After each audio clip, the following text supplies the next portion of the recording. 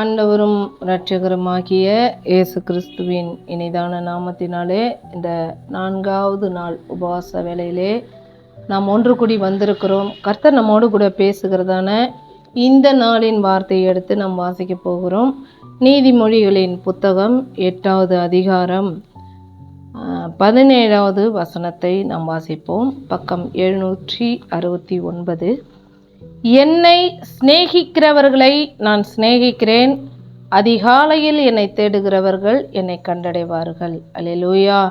பாருங்க, ஆண்டவருடைய வார்த்தை என்ன சொல்லுகிறது? இந்த 4வது நாள் உபவாச தினத்திலே ஆண்டவர் நம்மோடு கூட பேசுகிற வார்த்தை என்ன தெரியுமா? என்னை சிநேகிக்கிறவர்களை நான் சிநேகிக்கிறேன், என்னை நேசிக்கிறவர்களை நான் நேசிக்கிறேன், அதிகாலையில் என்னை தேடுகிறவர்கள் என்னை கண்டடைவார்கள். அப்போ ஆண்டவரை தேடுகிறவர்கள் கண்டடைவார்கள். இன்றைய செய்தியின் தலைப்பு என்ன தெரியுமா? தேடுகிறவர்கள் கண்டடைவார்கள். யாரை தேடுகிறவர்கள்? ஆண்டவரை தேடுகிறவர்கள் ஆண்டவரை கண்டடைவார்கள். இதைத்தான் இன்றைக்கு நாம் தியானிக்கும்படியாய் வந்திருக்கிறோம். கர்த்தரை தேடுவதனால் எனக்கு என்ன நன்மைகள்? நான் ஏன் ஆண்டவரை தேட வேண்டும்? என்னுடைய தேடல் நிறைய இருக்கு. எக்ஸாம் இருக்கு, நான் படிக்கணும், அடுத்து படித்து முடித்தவுடனே நான் வேலைக்கு போகணும், என்ன வேலை கிடைக்கும்? அதை தான் இன்றைக்கி நம்ம ஜெப நாளில் என்ன ஜெபித்தோம்? வாலிபர்களுக்கு சரியான நேரத்தில், அந்த 40 வயதுக்குட்பட்டவர்களுக்கு சரியான போஸ்டிங்கில் போய் உட்காரணும். நிறைய வேலை, நிறைய இடங்களில் காலி இடங்கள் இருக்குது, அங்கே போய் உட்காரணும்னு சொல்லி ஜெபித்தோம்.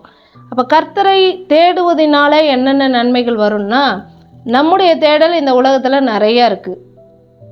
எனக்கு அது வேணும், இது வேணும், அப்படி வேணும், இப்படி வேணும்னு ஒரு குறிப்பிட்ட வயசில் குறிப்பிட்ட நாட்களில் நம்ம எதெல்லாம் தேவைன்னு நினைக்கிறோமோ அதையெல்லாம் நாம் அனுபவிக்கவும் அதையெல்லாம் நாம் பெற்றுக்கொள்ளவும் இந்த உலகத்திலே நாம் நிறைய காரியங்களை தேடிக்கொண்டே இருக்கிறோம். ஆனால் வேதம் சொல்லுகிறது, கர்த்தரை தேடுகிறவர்களாய், அவரை தேடுகிறவர்களுக்கு அவர் கண்டடைகிறார், அவர் தென்படுகிறார். அவருடைய வார்த்தையினால, அவருடைய கிருபையினால, அவருடைய மகிமையினால, அவருடைய சத்துவத்தினால, அவருடைய பலத்தினாலே அவரை தேடுகிறவர்கள் அவரிடத்திலிருந்து அத்தனையும் கண்டடைகிறவர்களாய் இருக்கிறார்கள். நான் கர்த்தரை தேடுவதனால எனக்கு என்ன நன்மைகள்லாம் வரும் அப்படின்னா, ஒருவன் நீதிமானாக இந்த வாழ்க்கையில் வாழணும் அப்படின்னா, அந்த வாழ்க்கையில் வாழ ஆசைப்படுவது வேறு, அந்த வாழ்க்கையில் நிலைத்திருப்பது வேறு. ஆண்டவருக்குள்ளாக ஒருவன் தேவனை அனுதினமும் தேடும்போது தான் அந்த லிங்க் என்ன பண்ணும்? டெய்லி பூஸ்டிங் ஆகிக்கிட்டே இருக்கும். டெய்லி ஜெபம், டெய்லி தியானம், டெய்லி ஜெப வாசிப்பு, வேதத்தோட தியானம், ஆண்டவருடைய ஜெப இணைப்பு, இது இருந்தால் மட்டும்தான் அது என்ன ஆகும்னா, முதல்ல நம்ம எடுக்கிற அந்த டிசிஷனில் நிலைத்திருக்க முடியும். நம்ம நினைப்போம், ஆண்டவரே நான் இனி இந்த காரியத்தை செய்ய மாட்டேன், இனி இப்படிப்பட்ட வீண் அலைச்சல்களில் நான் விரும்ப மாட்டேன். ஆனால் என்ன பண்ண முடியாது, நம்மளால் அதில் எடுக்கிற ஒரு முடிவுகளில் நம்மளால் நிலைத்திருக்க முடியாது. பல வேளைகளில் என்ன பிரச்சனைனா, முடிவு எடுத்து விடுவோம். உதாரணத்துக்கு நமக்கு புது வருஷம் வந்தோடனே, இப்போ கூட பாருங்கள் 21 நாள் உபவாச ஜெபம் வருது அப்படின்னோடனே, இந்த உபவாச ஜெபத்தில் நான் உண்மையாகவே இந்த காரியத்திற்காக இருந்து ஜெபிக்க போகிறேன், இந்த காரியத்தில் வைராக்கியமாக காத்திருக்க போகிறேன், இந்த காரியத்தை நான் பெற்றுக்கொள்ள போகிறேன்னு நம்ம என்ன பண்ணுவோம்? முடிவு எடுப்போம். அதற்காக நம்ம என்ன பண்ணுவோம்? நல்லா காத்திருப்போம், அர்ப்பணிப்போம், ஒப்பு கொடுப்போம், எல்லாமே செய்வோம். ஆனால் கடைசி நேரத்தில் கொஞ்சம் தாமதம் ஆயிடுச்சுன்னு வச்சிங்களேன், அல்லது இன்னும் கூடவே கொஞ்சம் தாமதம் ஆயிடுதுன்னு வச்சிங்களேன், நம்ம என்ன பண்ணிவிடுவோம்? அந்த முடிவுலேருந்து கண்டிப்பாக வேறொரு முடிவை எடுத்துருவோம். நம்மால் பொறுத்திருக்க முடியாது, மனம் பொறுக்க முடியாமல், கால நேரங்களை சகித்து கொள்ள முடியாமல், நாம் எந்த காரியத்தை முடிவு செய்திருக்கிறோமோ அந்த முடிவிலிருந்து நாம் சற்று விலகி என்ன பண்ணிடுறோம்? அந்த முடிவிலிருந்து தோற்று போய் விடுகிறோம். நிறைய பேர் உபவாசம் இருப்பாங்க, 1வது நாள்லேருந்து 15 நாள் விடாப்படியாக உபவாசம் இருப்பாங்க. அப்புறம் பாருங்கள், 16வது நாள் அந்த உபவாசம் எப்படி கலைஞ்சி போச்சுனே தெரியாது. மீறுதல்கள் இன்றைக்கு அநேக வேளைகளில் சிலர் மீறுதலில் போய்கிறாங்க, சில பேர் மறந்து போய் விடுகிறாங்க, சில பேர் நிலைத்து நிற்பது இல்லை. அப்போ நம்ம ஒரு காரியத்தில் தொடர்ந்து நிலைத்து நிற்கணும். ஒரு டியூஷன் போகிறீங்க, ஒரு டைப்ரைட்டிங் கிளாஸ் போகிறீங்க, நீங்கள் தொடர்ந்து போனால் தான் உங்களுக்கு ஸ்பீடு வரும். நீங்கள் என்ன போய் தமிழ் முடித்து இங்கிலீஷ் முடித்து அதுக்கப்புறம் நீங்கள் அதுக்கப்புறம் என்னமா இருக்குது, டேலி ஷார்ட் அண்ட் முடித்து அதுக்கப்புறம் டேலி போய் எல்லாமே பண்ணிவிட்டு நீங்கள் வீட்டில் உட்காந்துக்கிட்டிங்கன்னா இப்போ போய் உங்கள் டைப்ரைட்டிங்கில் உங்களுக்கு கையை வச்சிங்கன்னா என்ன பண்ணும், தடுமாறும். ரெகுலாரிட்டி வந்துக்கிட்டே இருக்கணும்னா அதை தொடர்ந்து நம்ம செய்து கொண்டே இருக்கணும், அதில் நம்பிக்கையாக இருக்கணும். ஆனால் நமக்கு அந்த நம்பிக்கையும் அந்த தொடர்ந்து நிலைத்திருக்கிறதுலேருந்து தான் பிரச்சனை. முடிவெடுக்கிறதுல பிரச்சனை இல்லை, முடிவெடுத்துருவோம், ஆனால் அதில் நிலைத்து நிற்பது இல்லை. அப்போ ஒரு காரியத்தில் நம்ம நிலைத்து நிற்கணும்னா தினமும் தேவனை தேடிக்கொண்டே இருக்க வேண்டும். ஒரு காரியம் நமக்கு தாமதம் ஆனாலே நம்ம ஆண்டவரை தேடுறதை என்ன பண்ணிடுறோம், நிறுத்தி விடுகிறோம். ஆண்டவர் எனக்கு என்ன நன்மை செஞ்சிட்டார், நானும் வழக்கம் போல் சபைக்கு வரேன், நானும் வழக்கம் போல் வேதத்தை தியானிக்கிறேன், தேவன் விரும்புகிறபடி தான் நான் வாழறேன், ஆனால் எனக்கு ஒரு நன்மையும் வரவில்லையே என்று சொல்லி சோர்வின் நிமித்தம், கடினத்தின் நிமித்தம் அல்லது நம்முடைய குறைவுகள் நிமித்தம் நாம் என்ன பண்ணிடுறோம், அதில் நிலைத்திருப்பது இல்லை. ஆனால் கர்த்தரை எந்த மனுஷன் தேடுகிறானோ அவன் தன்னுடைய வாழ்க்கையில் நீதிமானாக தொடர்ந்து நிலைத்து அவனுடைய வாழ்க்கையிலே நிலைத்திருக்கிறவனாய் இருக்கிறான்.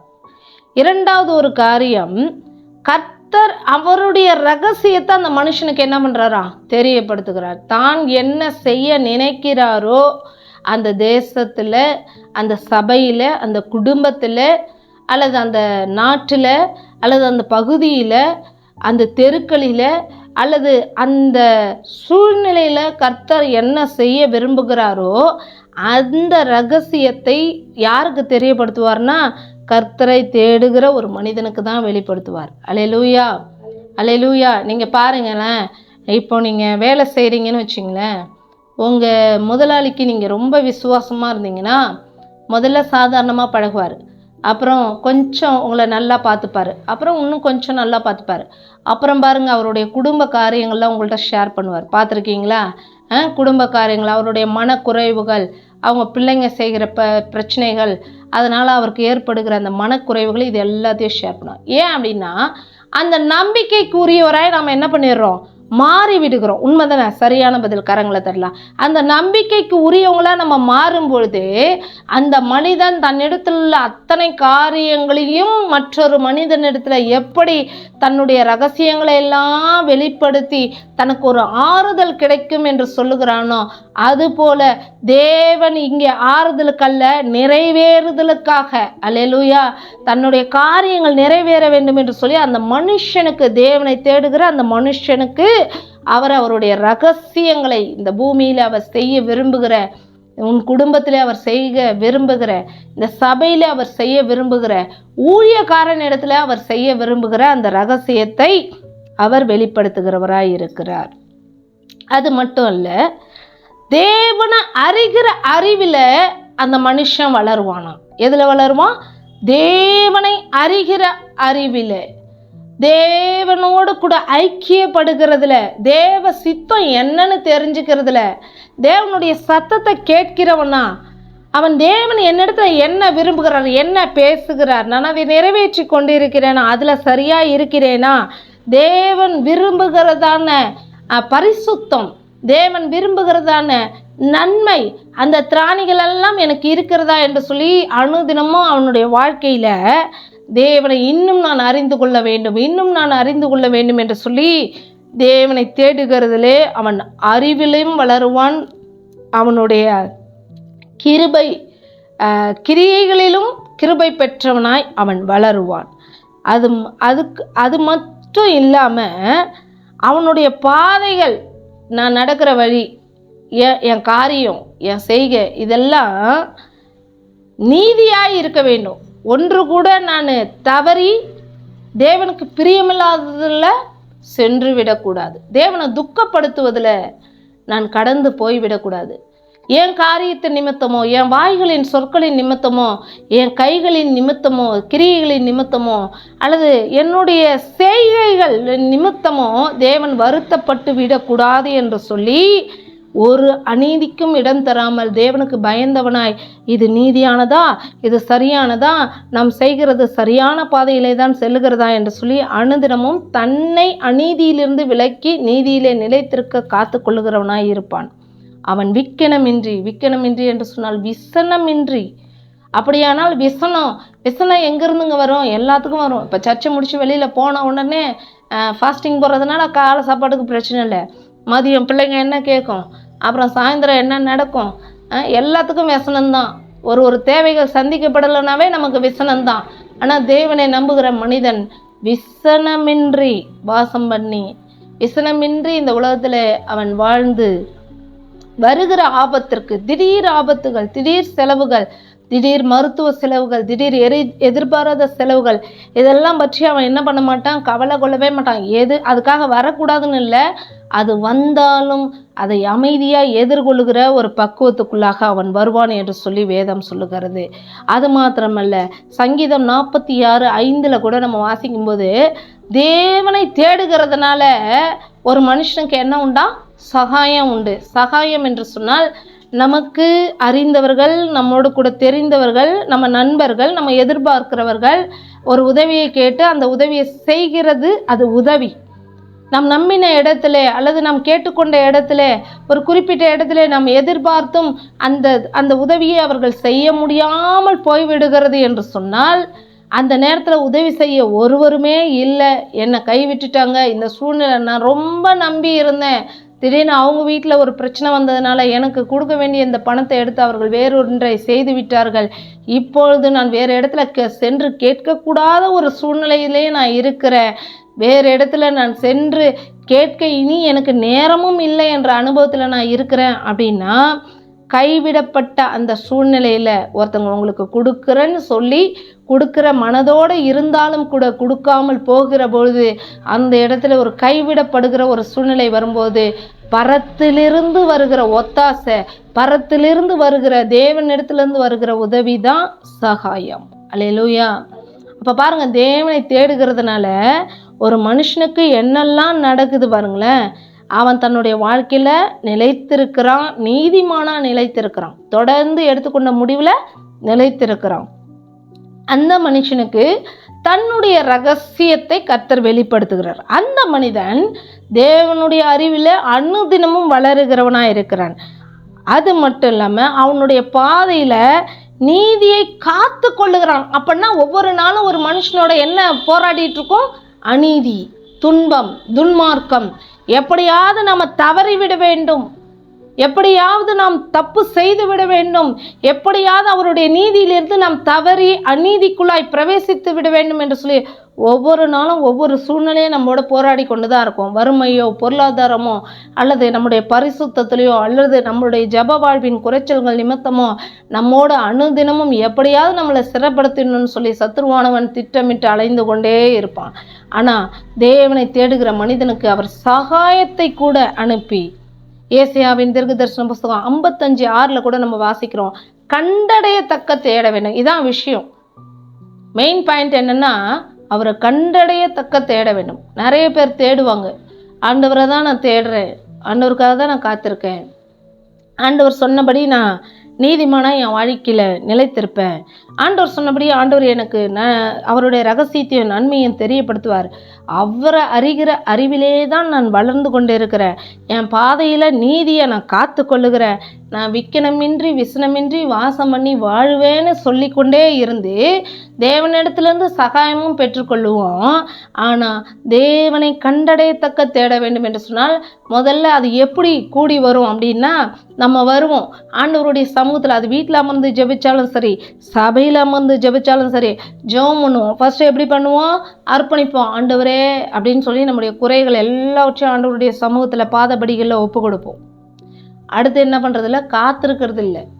அர்ப்பணிக்கிறதோட சரி, காத்திருக்க வேண்டும். தேவனிடத்துலேருந்து பதில் பெறுகிற வரை தேவன் நமக்கு இதுக்கு என்ன பதில் தருகிறார்.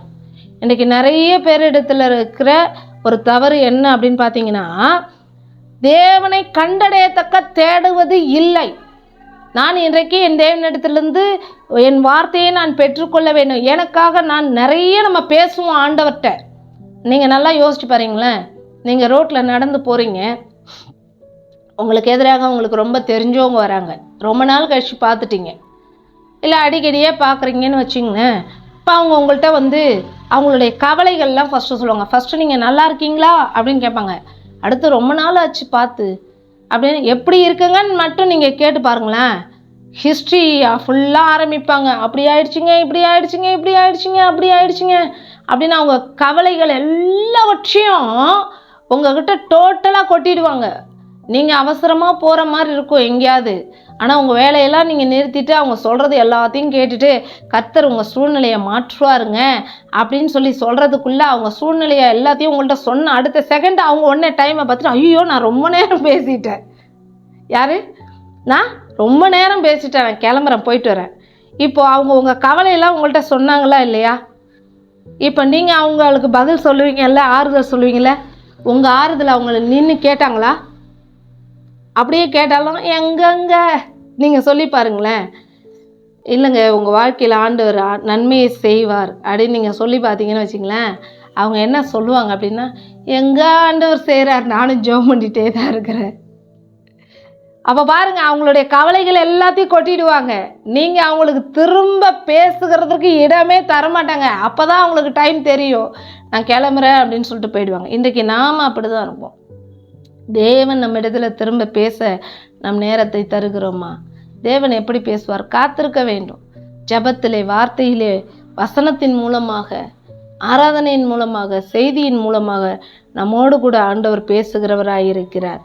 சங்கீதம் 147:18 வாசிக்கிறோம், தேடுகிறவர்களுக்கு தம்முடைய வார்த்தையை அனுப்புகிறார். ஒரு மனுஷனுக்கு என்ன வார்த்தை தேவை என்று சொல்லி அவனுக்கு தீர்க்க தரிசனமான வார்த்தைகளை, ஆறுதலான வார்த்தைகளை, நல்வார்த்தைகளை அனுப்புகிறார். அது மாத்திரம் இல்லை, அவனுக்கு சொல்லியபடியே அந்த நல்வார்த்தைகளை அவனுடைய வாழ்க்கையில், ஊழியத்தில், சபையில், குடும்பத்தில் ஆண்டவர் நிறைவேற்ற வல்லவராய் இருக்கிறார். அல்லேலூயா. அது மட்டுமல்ல, தேடுகிறவர்களுக்கு மிகவும் சமீபமாய், மிக மிக சமீபமாய் நம்முடைய ஆண்டவர் இருக்கிறார். இன்றைக்கு ஆண்டவர் நம்மோடு கூட பேசுகிற ஒரு வார்த்தை, தேடுகிறவர்கள் கண்டடைவார்கள். நாம் தேடுகிறோமா? எப்படி தேடுகிறோம்? தேடுவதனால என்னென்ன நன்மைகள் நம்முடைய வாழ்க்கையில் வந்தது என்று சொல்லி நாம் இன்றைக்கு உணர்ந்தவர்களாய் இருக்க வேண்டும். வேதத்திலே நம்ம வாசிக்கிறோம், கர்த்தரை தேடின அநேக மனிதர்கள். யோதாம் என்ன செய்தான்? தன் வழிகளை நேராக்கி கொண்டான். கர்த்தரை தேடினபடினாலே தாவீது வர வர விருத்தி அடைந்தான், நாளுக்கு நாள் விருத்தி அடைந்தான். அது மாத்திரம் இல்லை, யோசுவா அவன் கீர்த்தி உலகமெங்கும் சென்று பரவிற்று. அது மட்டுமல்ல, யூதா ஜனத்தாரை துரத்தி விட்டான். போகும் இடமெல்லாம் எசேக்கியாவுக்கு அனுகூலம் உண்டானதை நாம் காண்கிறோம். இன்றைக்கு ஆண்டவருடைய சமூகத்திலே நாம் தேடுகிறவர்களாய் இருப்போம் என்று சொன்னால் நிச்சயமாகவே கண்டடைகிறவர்களாய் இருப்போம். எழுந்து நிற்கலாமா ஆண்டவருடைய சமூகத்தில்? ஹல்லேலூயா.